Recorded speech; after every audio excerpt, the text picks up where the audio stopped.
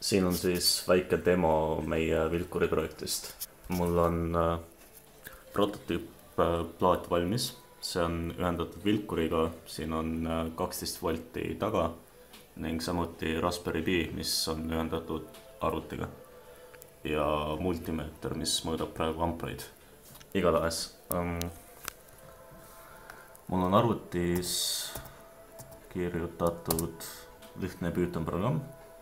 Paneb lihtsalt, siit ei ole hästi näha praegu, okei.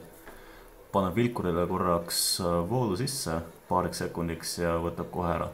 Ja see siis jookseb Raspberry Pi peal, mis on ühendatud relee mooduliga ja kust tulevad sisse siis Vilkuri ja Vilkuri toite juhtmed.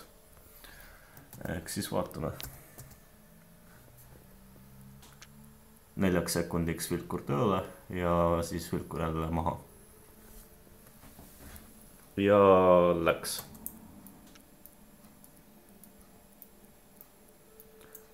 Video pealt võib-olla hästi ei ole näha, aga see Vilkur ei ole selline sireeni moodi, vaid pigem nagu fotoaparaadi välklamp, ehk siis ta teeb korraks ühe hästi heleda vilgutuse.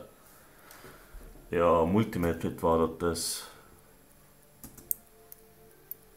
võtab Vilkur töötamise ajal umbes 170 milliamprit elektrit, mis on päris palju, aga mitte üle kriitilise piiri. Ja relee moodul ise võtab kuskil 60 milliamprit töötades ja 20 ringis, kui ta on standby režiimil. Võib-olla isegi natuke vähem nüüd, kui ta uuesti kuiv on. Aga jah, selline Vilkur meil on, võib-olla tahame välja vahetada, et mingit püsivamat efekti saada, võib-olla mitte, see peaks päris kaugele paistma konturis, kui ta niimoodi eredalt vilgub.